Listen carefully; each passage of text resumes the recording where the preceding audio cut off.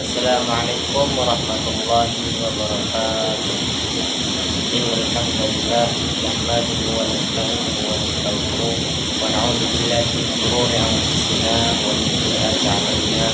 May yahdihillahu fala mudilla lahu wa man yudlil fala hadiya lahu. Asyhadu an la ilaha illallah wahdahu la syarika lahu wa asyhadu anna Muhammadan abduhu wa rasuluh. Amma ba'du. Pertama-tama dan yang paling utama, marilah kita panjatkan puja dan syukur kita atas nikmat Allah Subhanahu wa taala berupa nikmat Islam, nikmat iman, nikmat sehat serta nikmat sempat. Dengannya kita bisa berkumpul di sini dalam keadaan sehat walafiat. Kedua kalinya selawat serta salam marilah kita haturkan kepada junjungan kita Nabi Muhammad sallallahu alaihi wasallam. Dialah suri tauladan kita, dialah yang membawa kita dari alam kegelapan, dari alam kegelapan menuju alam yang terang benderang, yakni dinul Islam. Semoga kita mendapat syafaatnya kelak di yaumil qiyamah. Amin amin ya rabbal alamin. Jemaah yang dirahmati rahmat Allah Subhanahu wa taala. Di sini saya akan menyampaikan beberapa poin tentang sholat. Marilah kita berpikir sejenak tentang pentingnya menjaga salat yang merupakan ibadah yang merupakan tiang agama dan tolak ukur keimanan seorang hamba. Rasulullah sallallahu alaihi wasallam bersabda, salat itu adalah tiang agama. Barang siapa yang menegakkannya maka ia telah menegakkan agamanya, dan barang siapa yang meninggalkannya maka ia telah meruntuhkan agama.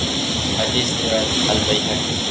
Bayangkan sebuah bangunan tanpa tiang tentu akan roboh. Begitu pula tentang kehidupan seorang muslim tanpa salat, maka akan rapuh, kehilangan arah dan terombang-ambing oleh hawa nafsu serta godaan dunia. Hadirin yang salat dirahmati Allah Subhanahu wa taala. Salat adalah salah satu ibadah yang diperintahkan langsung oleh Allah Subhanahu wa taala kepada Nabi Muhammad SAW tanpa perantara malaikat Jibril.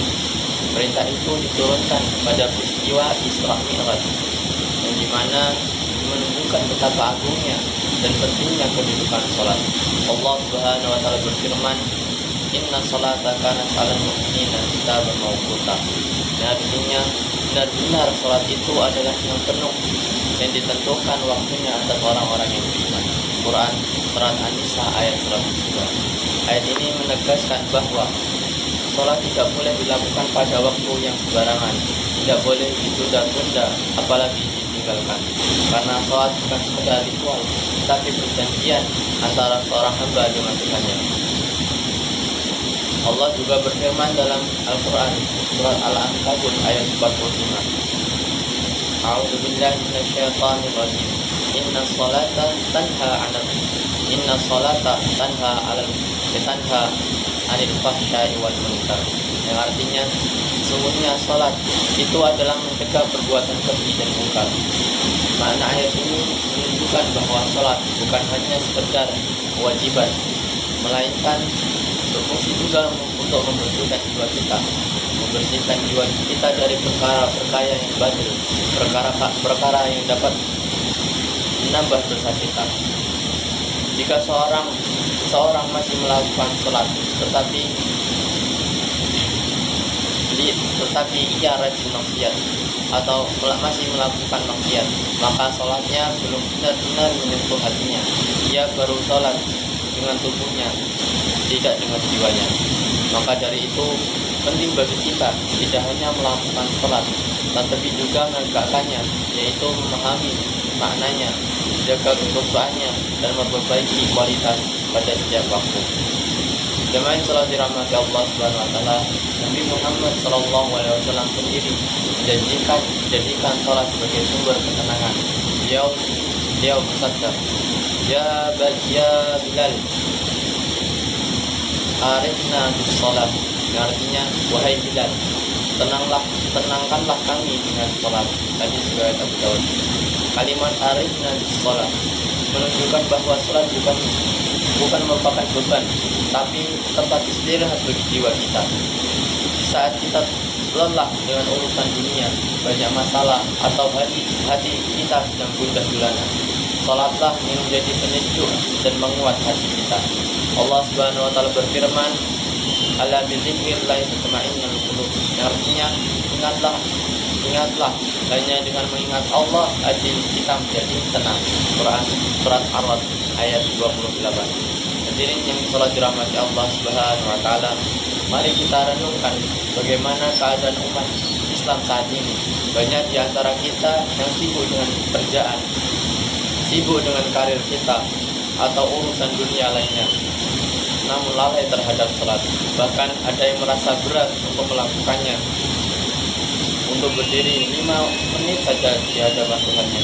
Padahal kita bisa menatap layar ponsel, HP berjam-jam, layar laptop berjam-jam, tapi merasa berat untuk menatap senjata beberapa menit saja. Padahal justru disitulah kunci keberkahan hidup dan di dalam salatnya. Allah menjanjikan bagi orang menjaga salatnya dengan kebaikan, keberuntungan dunia dan keselamatan di akhirat. Allah Subhanahu wa taala berfirman, sungguh beruntung, a'udzubillahi minasyaitonir rajim, qad aflahal mu'minun alladzina hum fi salatihim khashi'un. Yang artinya, sungguh beruntung orang-orang yang beriman, yaitu orang-orang yang khusyuk dalam salatnya. Quran surat Al-Mu'minun ayat 1-2. Khusyuk bukan berarti tanpa gerak, tapi hati dan pikirannya hadir bersama Allah Subhanahu wa taala. Orang yang khusyuk akan terjaga lisannya, hatinya dan perbuatannya dari hal-hal yang buruk. Hadirin yang dirahmati Allah Subhanahu wa taala, marilah kita sama-sama memperbaiki kualitas salat kita, bukan hanya karena kewajiban, tapi karena cinta kepada Allah. Jadikan salat sebagai penguat iman, penenang hati, dan penuntun kehidupan kita. Jangan tunggu sebentar, jangan tunggu tua, jangan tunggu kita tenang, karena kita tidak pernah akan tahu kapan Allah memanggil kita. Jadikan setiap waktu seolah-olah itu adalah salat terakhir kita di dunia. Allahumma ja'alni minas salat wa min dzurriyyatina rabbana wa taqabbal du'a. Ya Allah, jadikanlah kami orang-orang yang menegakkan salat, begitu juga anak keturunan kami. Ya Tuhan kami, kenanlah doa kami. Marilah kita jaga salat kita agar Allah senantiasa menjaga hidup kita, menjaga kita di dunia maupun di akhirat. Tidak ada,